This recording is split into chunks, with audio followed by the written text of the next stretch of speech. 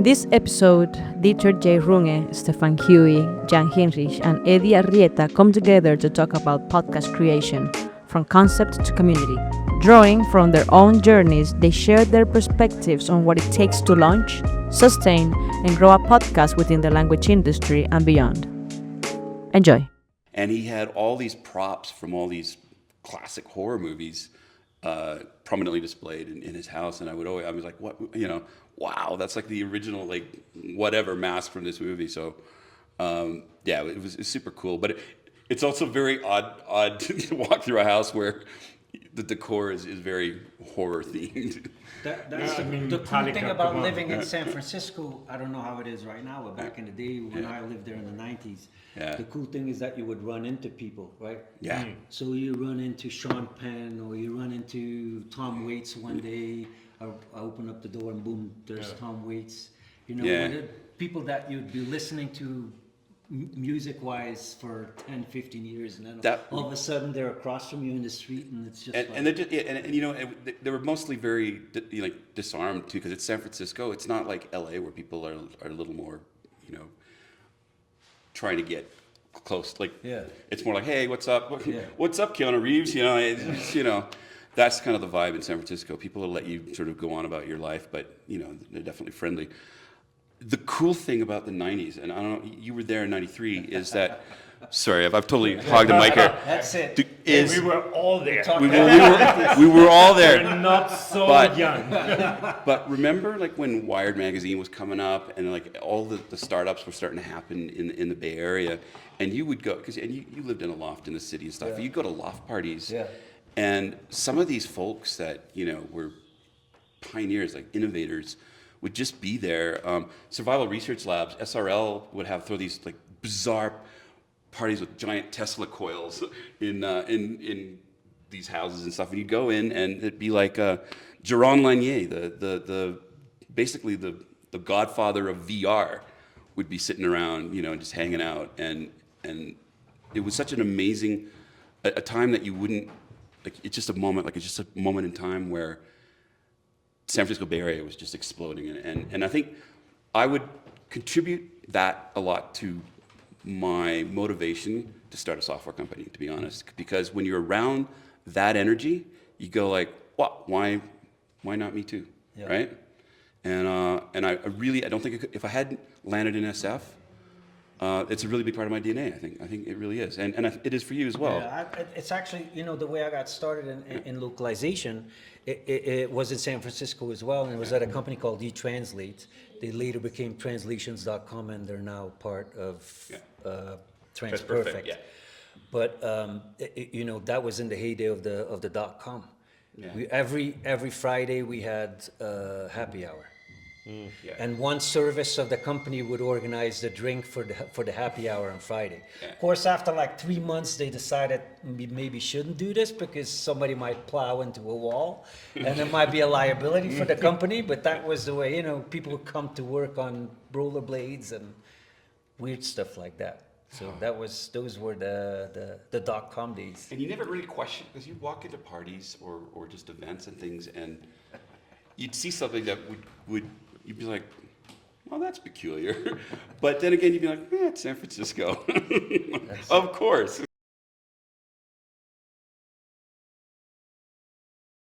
The head of the localization program in a Colombian university called Universidad de Antioquia. I had no idea they had a localization program. In fact, like, if you were to name any localization company from Colombia, I'd be surprised. Like, we don't know it's existing. The translation, interpretation, linguists in Colombia don't know the industry exists as an industry. It's almost like, organisms that don't know that they exist. We're still like in the Homo sapiens, in the, let's say the industry sapiens stage. We need to become industry sapiens, I guess. But I was working at a remote company called Torre. And that company is focused on HR tech. So they help people find work. And I was doing there some product design with Camila Savogal. And they are huge on remote work.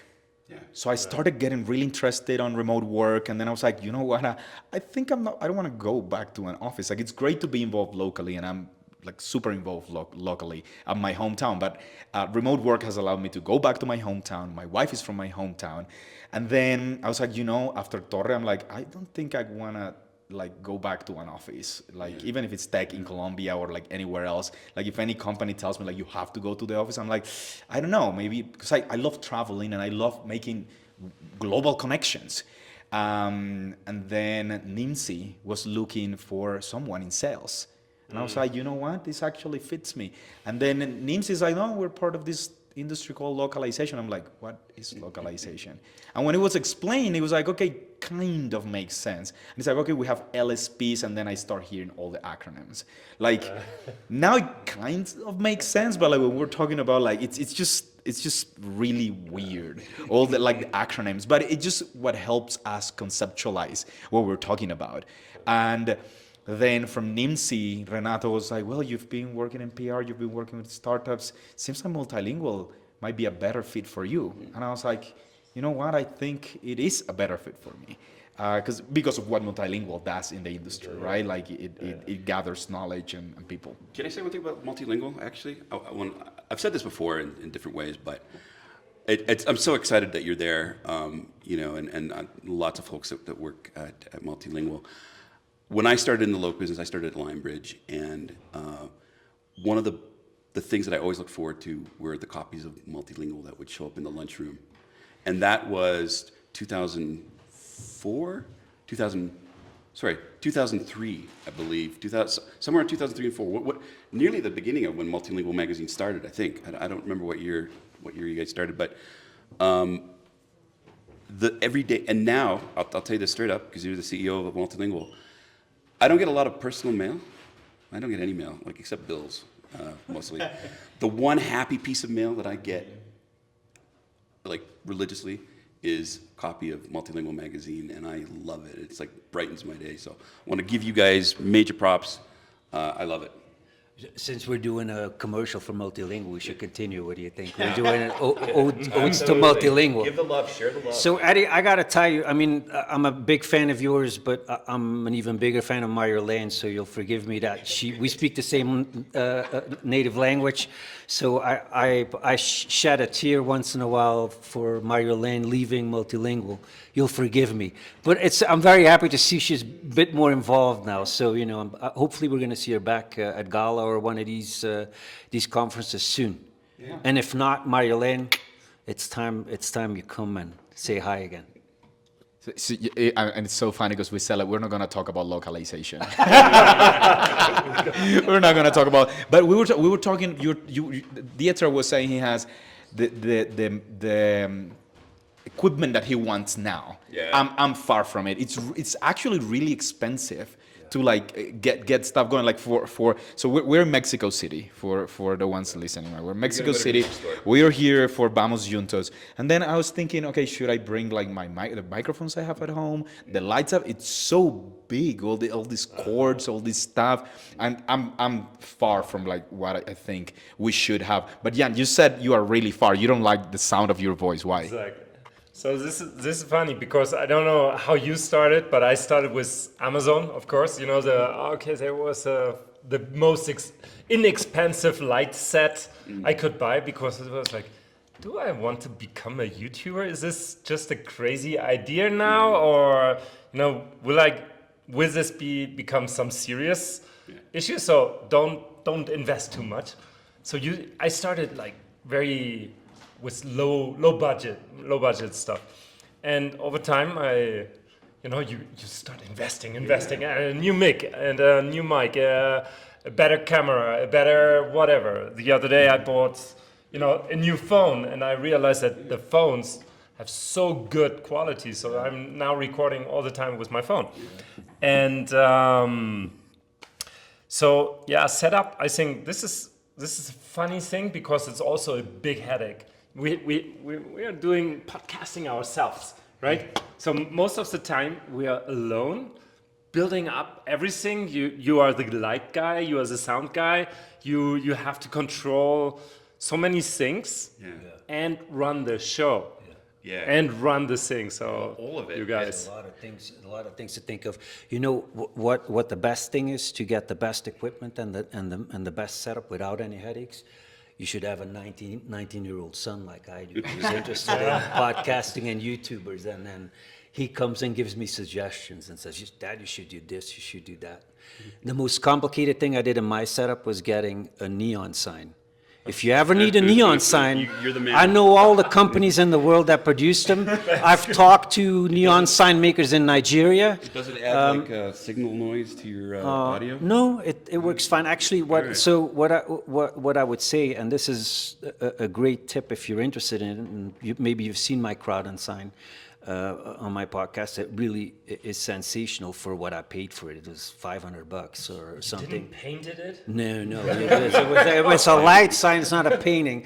But the really cool thing with it actually is that it's like a U-strip type of thing that you can change colors with, and it's adaptable. And so apparently what I didn't know before I got into looking for a neon sign is that neon signs are really tricky and finicky, and they break easily, all that stuff, and it's really difficult to find somebody that still makes them. So I broke my head for like 3 weeks calling around everywhere to try to get one made, only to find some company in New Mexico that made the signs with the, whatever you call that, the neon. Because yours is branded.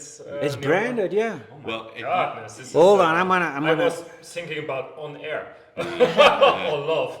Or Here's my sign. Look. Oh, wow. yeah. See, to the camera. Oh my goodness. So It's super cool. you touched on a really important point, actually, which is we focus a lot of energy. I know I obsess about audio quality every single time, right? It's like, how does the mic sound? How does the mic, and you have to, and you I have acquired a lot of different microphones over time, and I can now sort of discern some of the differences between them. I went out and I bought an actual, so I have a lot of mixing gear for music, and then I realized that it's not really purpose-built, and I ended up buying a Rodecaster 2 mixing board, and that is, they have all the mics modeled in there. It's a fantastic, anybody that's doing a podcast, it's a fantastic tool to have. So, and it's under $1,000, by the way, wherever you go. Going to a music store, having a teenager is great. Going to music stores, those guys will talk to you for hours, and you'll always find, go to like Guitar Center in the U.S. and I'm not endorsing. I don't get paid by Guitar Center. I should, by the way, but I don't.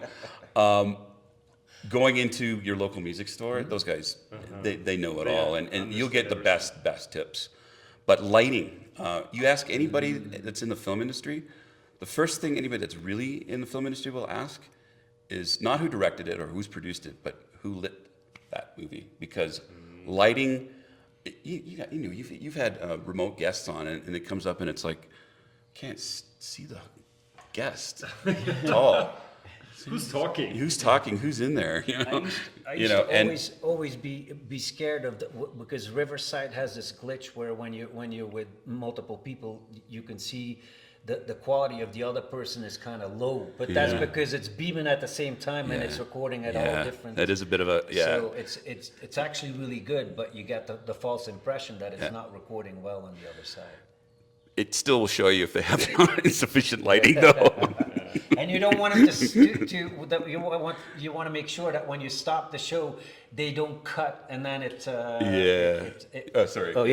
you want to make sure that when you stop your recording, that they don't log off, and you have to do all over again. That's happened to me twice now, where it's like, hey, no, wait, stop, stay, because it's still uploading the content. You're right, and then you've got to do some creative editing.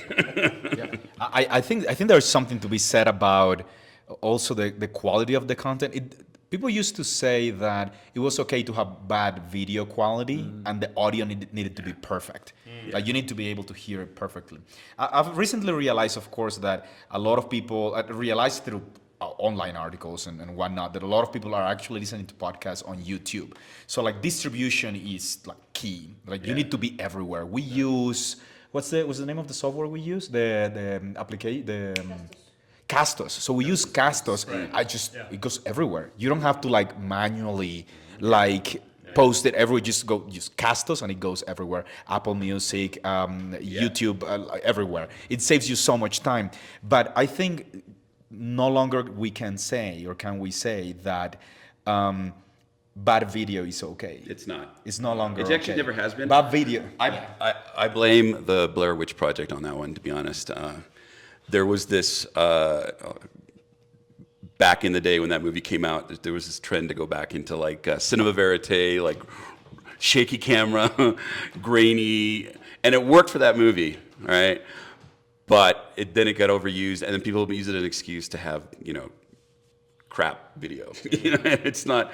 But there's I have an interesting challenge. I'm totally going down a different rabbit hole here, but sometimes for podcasts it's not so bad, but for filmic stuff, I don't like to. You know how like TVs now are so good that it's like it's almost looks like a soap opera.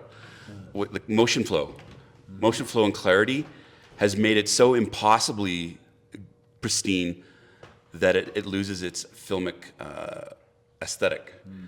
And I like to shoot. I use on my phones. I shoot. I don't know if you guys do this at all, but I shoot 24 progressive because it has just the human eye finds that the most pleasing. At 30, it's a lot hotter, and 60, it's a lot hotter video.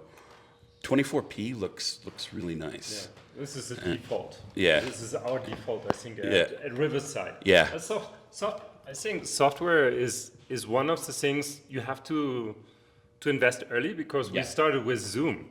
My first calls were with Zoom, and when I passed on the video to a guy from Upwork, he said, "Yeah, but where are the tracks?" I was like, "Track what?" No, I had no idea.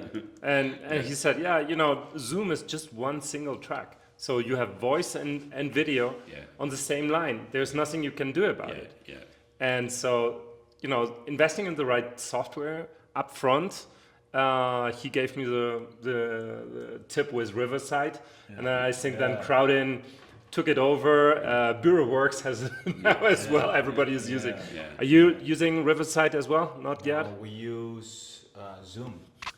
We actually Zoom? we use Zoom, and the one thing that we actually invest on is Epidemic Sound. We also use Envato for all of the supporting. Like if you're gonna do repurposing, which is getting clips out of the podcast interviews that you have, then you need to use some supporting images, and that's kind of like what engages people right now. I'd say though that depending on your level of fame, you can get away with certain things. I follow Nicholas Thompson, the CEO of The Atlantic. He does this thing every day where he's like, "What's the hottest thing in tech?" Every day he gets like 500 reactions and then dozens of comments. But it's because everyone knows him. But also he's consistent. He does it every single day, and I think consistency plays a huge role. It's 100% true. I wanna jump in on that particular thought, because we're talking about podcasts. I have a pretty good footprint on LinkedIn too, and a lot of my stuff is short formats content, and so I think the requirements for that are a little bit different too. It sounds even more authentic, or looks more authentic, if you don't make it that high tech and as polished as it is. So a lot of the LinkedIn content that I produce, I don't really, I'm not that really focused on making it look super polished, because if anything, that makes it less interesting or less authentic to post, so to speak. I mean, it's kind of the opposite from the official podcasting. If you're doing an official podcast, I mean, when I do my Crowdin show, it's professionally produced, and there's a production company that cuts it and splices it back together afterwards. So that's a little different. But short form content for LinkedIn that I just record on my iPhone, I'm not worried about it too much that it looks 100% perfect, because everybody knows that I'm just making this in the garage, and it's not a big deal. I'm just sharing my personal views there, so to speak. I would say, Stephane, first of all, you're a machine, by the way. I don't know if you're 100% human, because I don't know anybody else in this industry that is so prolific online. I don't know another word for it. I mean, but no, it's awesome because you are constantly producing content, and for your own productions, for Crowdin, for The the Language Institute. Language Institute. You have a lot of things going on, and I'm always remarking about, every time it pings and there's Stephane, I'm like, man, does this guy ever sleep? I have no idea. I'm not 100% sure. But I think that you've really tapped into, how to have different types of formats and types of content styles. I love the structured podcasts that are created, and certainly, Boostcast is very much that way. But I also love jumping onto podcasts where it's a little more freeform like this, and it's a conversation. The thing that I find most compelling in podcasts is engagement between the guests and the hosts, and the way that can relate back to the audience, right? I've done a lot of talking, but I want to say one more thing and cram it in before I forget. I was telling Jan this morning it's really his fault that I got into podcasting altogether, because he made me a Local Lunch ambassador for Dallas right at the pandemic. Make yourself an ambassador. Come on. Well, this is, so subscribe. Yeah, no, but that's kind of how it all got started, and together. so that's really how I got into it. So it's your fault, and thank you so very much for pushing me into it. I was really a shy guy before I started doing stuff with Local Lunch. So there, that's it. I totally believe that. We unleashed your nature, your force. So, guys, one question. Why don't we talk about our podcasts? Sure. A little bit. Why don't we, just like summarizing what is your content about, and what's the most fun part of everything? Who wants to go first? Shall I go first? Sure. So I host the Agile Localization podcast by Crowdin. The name says it more or less. It's about agile localization, continuous localization, AI and localization. Those are kind of the keywords. New technology, adaptations, flexibility, integrations, all the kind of things that Crowdin does. And I tend to interview people that are mainly on the client side that are using the Crowdin software and that have experience with the different complexities in the localization industry, and mainly software continuous localization issues is what we talk about. Dieter. Sure. Boostcast, we present it as the intersection between language and life. The focus has been the language industry, language business, language technology, anything that would be interesting or timely, that would be interesting to folks who are passionate about language. And I mean, there's so many things you can talk about. In the tech space right now, things are moving so fast, and people want to hear about what's going on in that. But then there's also, concepts around language access, and I mean, obviously, we're in the middle of a lot of change and challenges, everywhere in terms of language access, and there's, people want to get plugged into that as well. I think there's a lot of interest in how language connects everybody to their life, to their job. It happens at every level in business and in life. So that's what I hope what the show is going to include. And I never want to limit it to any one specific topic in any given month. But it always has to have that component of how does it tie back to language and language access and language technologies and business. I mean, that's really been the drive. And we really have tried to focus on bringing in guests that are doing interesting and innovative things in the language space. How long have you been doing it? So we started Boostcast Boostcast in November, and it really took off right around the December timeframe. We're about 7 episodes in now and growing. And I want to give a shout out to the marketing team, like Nate and Galen and Molly and Morgan. Like, I have the greatest marketing. I personally think we have the greatest marketing team on the planet. And no, you can't hire any of them. They are not hireable. They're not Actually, I need to for change sale. their names to protect the innocent. Poaching. Larry and Sam and Mary and oh no, can't forget Maria Grazia. Mary also part of the digital team, and yeah. We've been very fortunate with that. Let me add something really quick. That should maybe be the challenge of this afternoon, since we are all here together, the four of us podcasters. I've been on your show, Dieter, so thank you so very much for inviting me. We should make it a challenge, Eddie and Jan, that we should at least be on each other's show once in the next year or so. What do you think? That should be a good thing, no?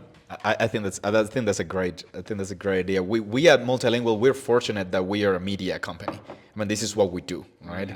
And we've recently taken over one of NIMS's podcasts or shows, the C-Suite Hot Seat, which has a very structured approach and is C-Suite professionals, and then with specific number of questions, just to get to know who they are and how they react to some of the questions that others are faced with. Localization today talks about actualidad, what's going on right now, and I love that format because it allows you to talk to pretty much anyone.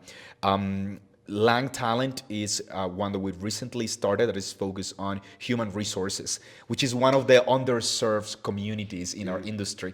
Most people are like translation, interpretation, and localization, and then it's like, yeah, but there are so many supporting roles out there. And this is what we internally would call, our IPs, our intellectual properties, and ideally we will create more and bring in more people to do this. And I think Log Launch is amazing. I also got started with Log Launch. It's like you have this driver. You are something went wrong with you.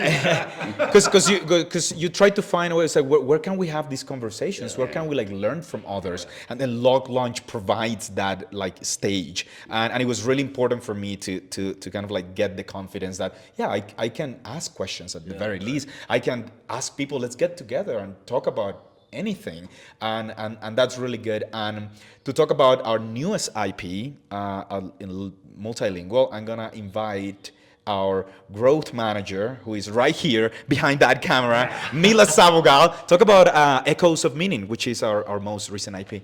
Can I? Oh my goodness. There you are, on Hi, Mira. So interesting. This person is okay. So thank you, boss. Yes. So glad to be here. Thank you for inviting me. Yes, Echoes of Meaning is a new show that we're producing. We haven't launched it yet, but I already had an interview. I am the one hosting it. I am a linguist. I am a Hispanic philologist, and I'm also an audiovisual producer.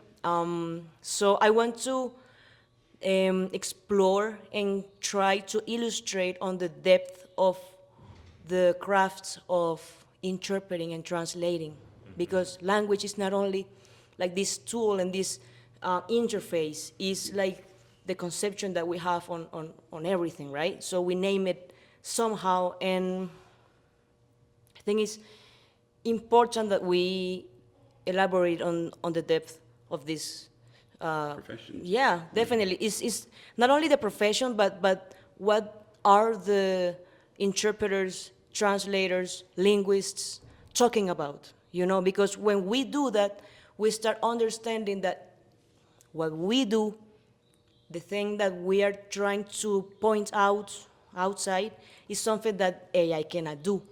Yeah, so these big corporate enterprises or whatever that are trying to maybe replace, because they don't understand, and it's our labor, our duty to talk about this. And MultiLingual is a great place to start talking about that exactly, right? Because MultiLingual is like the baseline in communication for our industry forever, right? Yes. Sort of. You named it before. They have been there forever.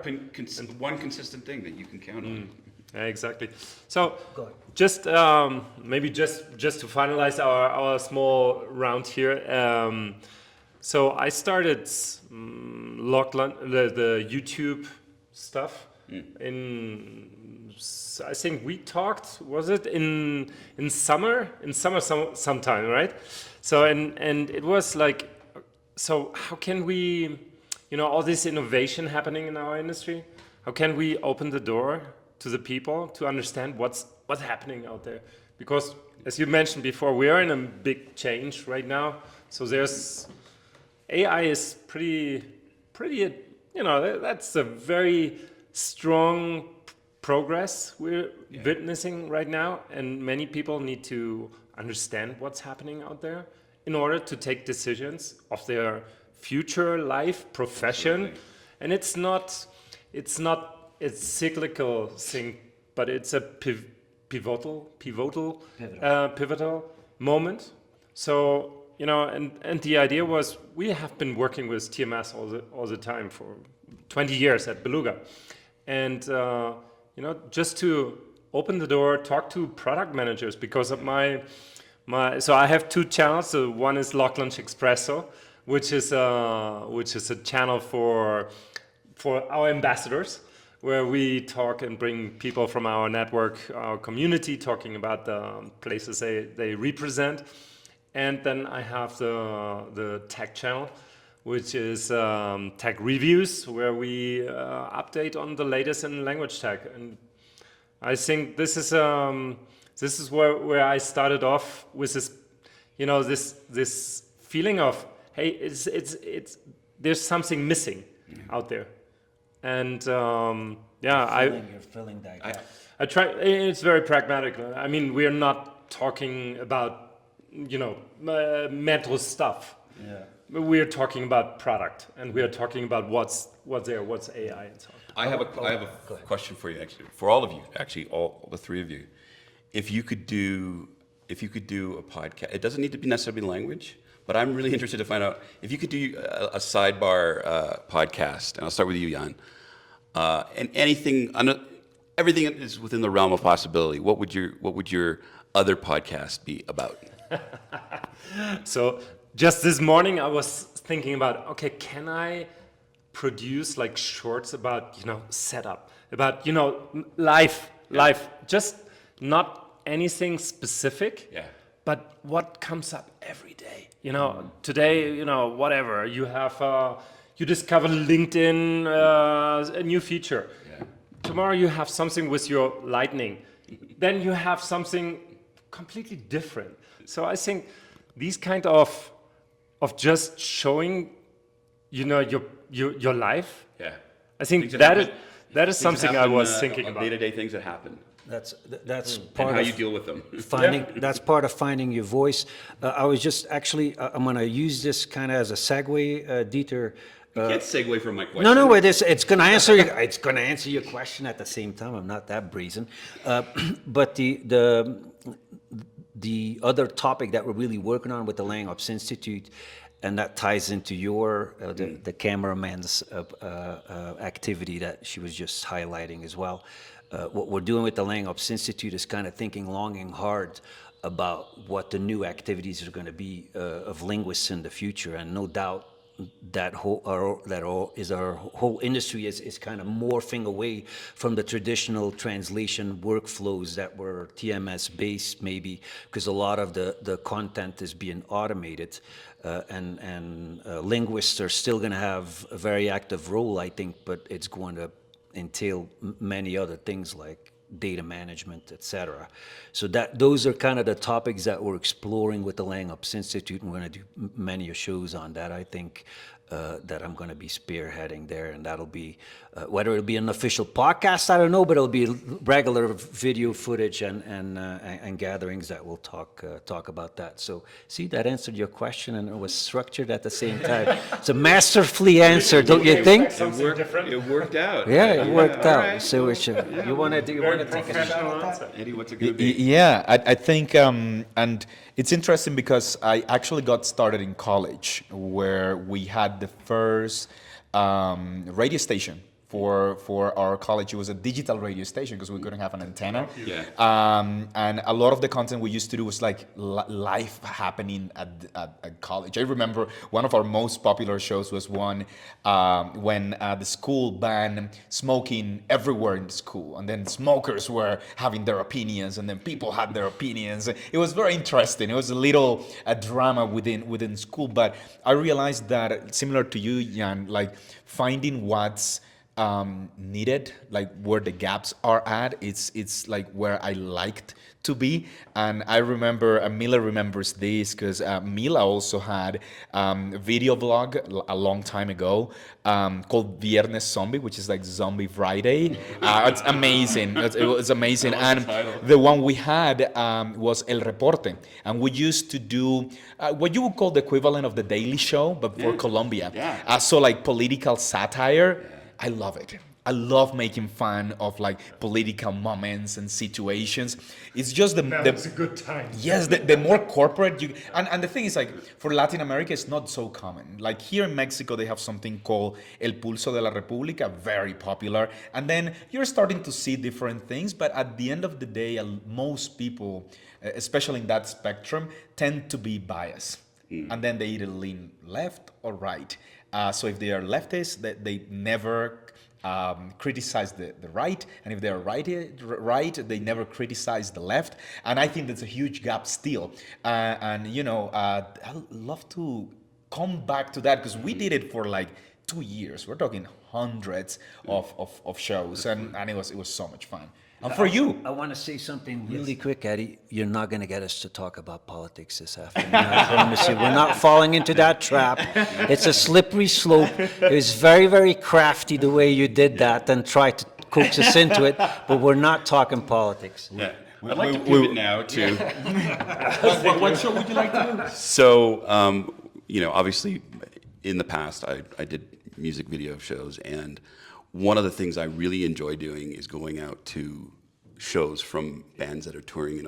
Now that I live in Australia, I go to shows as much as I can, not as much as I'd like to, but speaking of Colombian bands, every time I go see a Terciopelados, every Colombian from all around Australia is in that club, and it is the most energetic, amazing night, right? Like, it's so incredible.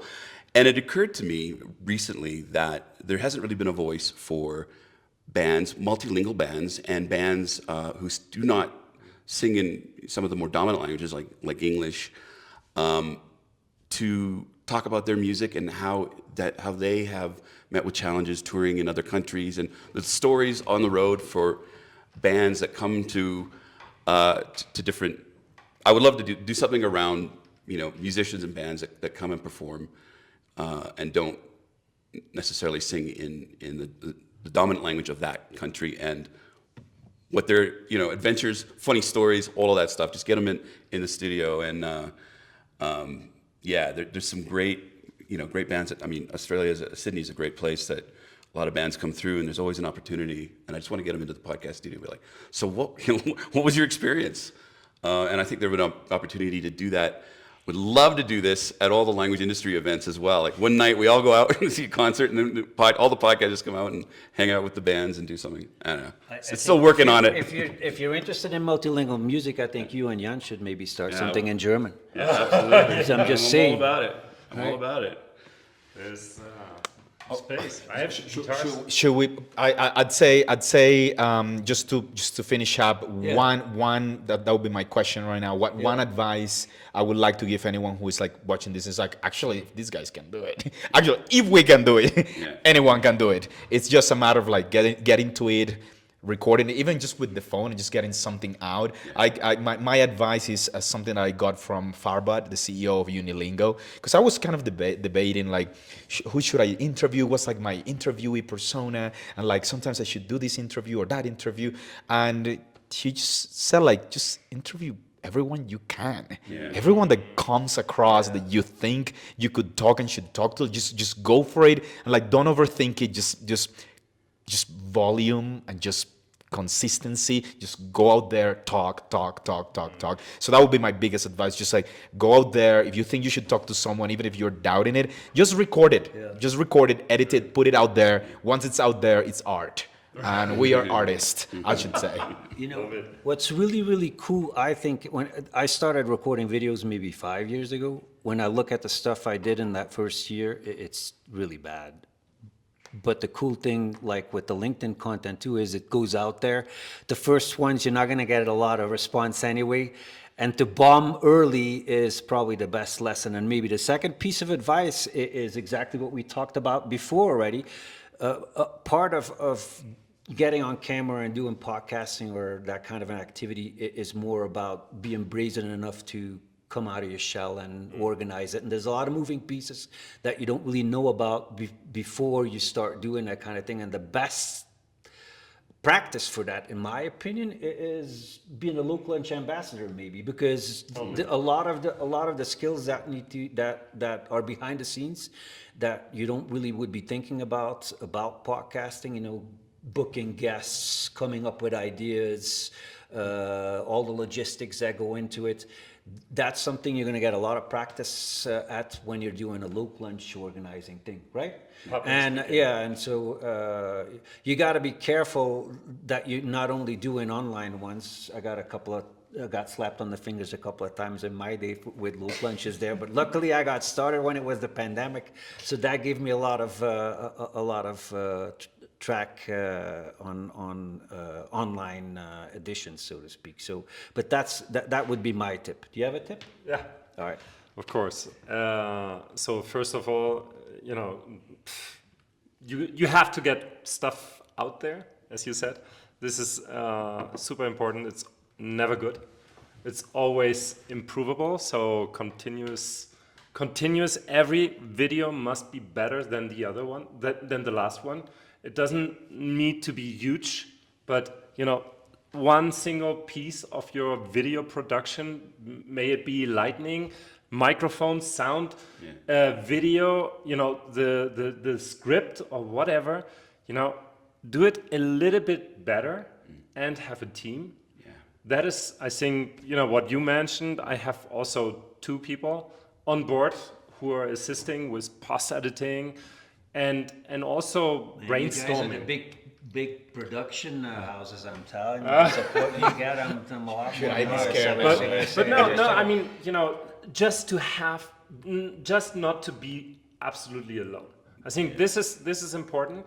And then one important thing is you have to understand how YouTube works and how social media works. So if it's not about producing content just because of producing content. So it is tough and it's not easy. YouTube is not easy. There's a lot of things you have to learn constantly about how it works, how the platform works, how the process works, how the timing works. You know, on LinkedIn, you know, there's an art, this is craft. I would actually say that if you're going to be starting out, LinkedIn, in my opinion, of course I'm a LinkedIn guy, but a LinkedIn, in my opinion, is going to teach you the basics better, because the attention span on LinkedIn is a lot shorter.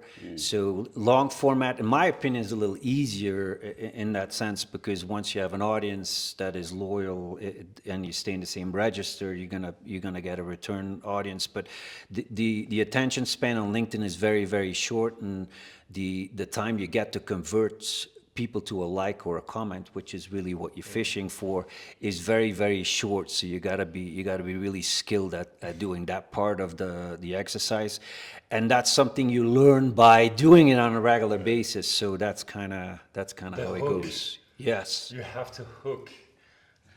And I would chime in on that. On your point, I guess my advice or tip would be this: you're absolutely right. The story needs to get out there, and there are millions of stories. So if you have a passion for creating content, go for it. Just go do it. And you'll be surprised at how many great stories and guests that you can find with really compelling stories that are just needing to get out there. And both of your guys' points is really the Kaizen approach to this. Anybody can improve, do incremental, iterative quality improvements and learn the technology. and get that content out there and do better every single time. And it's a process.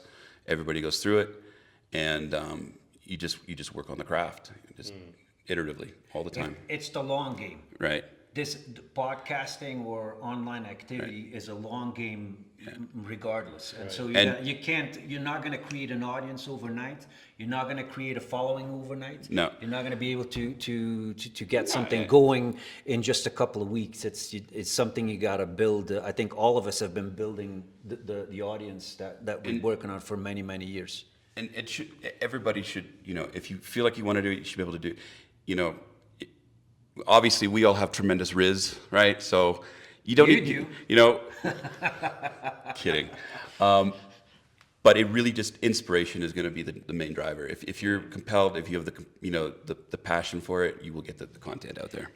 Can I just say how much fun this has been sitting together? We're at Vamos Juntos in Mexico. A couple of days ago, we didn't even know that we were going to do this, and now we're sitting together. Eddie, thank you so much for inviting us to come sit with you in your Airbnb in a wonderful studio-like environment. This has been so nice. So thank you so very much for having us. Yeah, I wanted to add to that really quickly.